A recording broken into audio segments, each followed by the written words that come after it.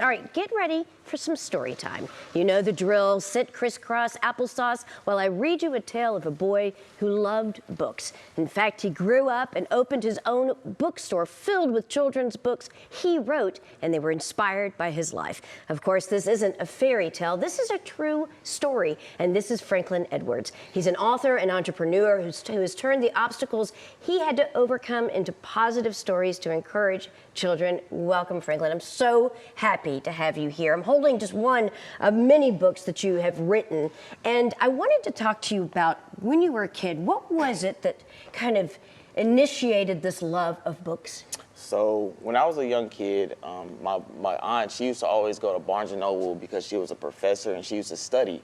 And when I was in Barnes & Noble, I would just explore. I would just go through all the Naruto books, the Harry Potter books, the Diary of a Wimpy Kid books, and as we would go back to Barnes & Noble, I would just pick up more books and discover new books. And I just fell in love with reading. So it felt almost like you found a whole other world. Exactly. Or a series of worlds in that bookstore. Yes, ma'am. All right, so we mentioned earlier in the introduction to you that you have had to face a number of different obstacles in your life, and that's what's inspired many of these titles. Do you mind sharing with us what some of those obstacles were? Absolutely. So I wrote my Have Faith book because as a Christian, you know, sometimes my faith gets wavered like a lot of people's, and I just don't know what to do.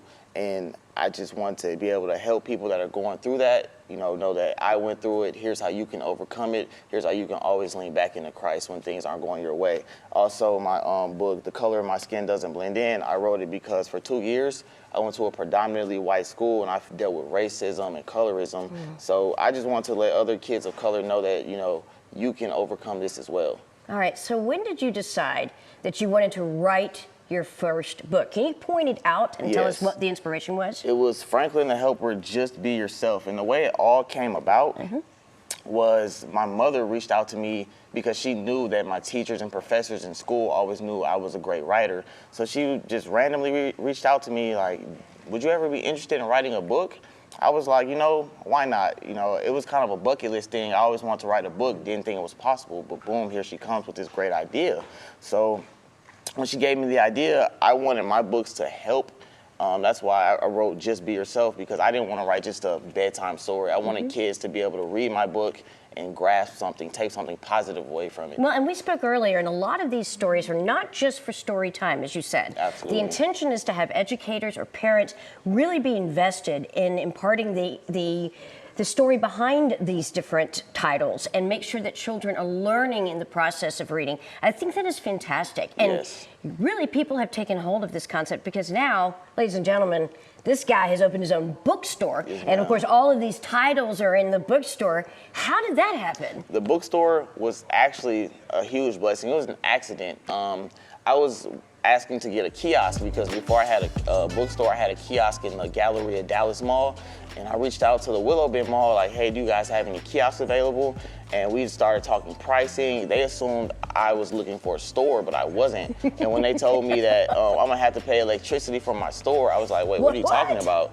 And so, of course, I'm not gonna say no to that opportunity. So I took the store, and it's been able to help and bless a lot of people. It's also been available for people to use for special events. And in addition to that, you are offering publishing courses for people of all different ages, and you have these workshops that are here that are also inside the bookstore as well. Yes, about the publishing. This book was written by a 6th grader. His name is Eduardo. He took my workshop and he published his own book, and now it's on Amazon, and he uses his royalties because I don't take any royalties. Well, I want the viewers to be able to see this book, so they were seeing what the publishing workshop looked like. So this, you said, was written by a 6-year-old. You helped inspire him to ultimately, you know, achieve an objective, a goal that this kid has when he was 6. You're inspiring a lot of people. Yes, that's the goal. Franklin Helper's goal, plainly, is just to always help. We want to help make the world a better place. All right, you know, you've achieved so much. I'm so proud of you. What on earth is next? I want to put out more books with more titles that can help. I have 5 books that'll be out by September 1st. I want to... My gosh, 5 books by September 1st. That's impressive. I want to help more kids publish their books because I believe in literature and entrepreneurship and helping dreams come true. So those are the 2 biggest goals I have next, to put out more books that help and inspire more authors, more young writers.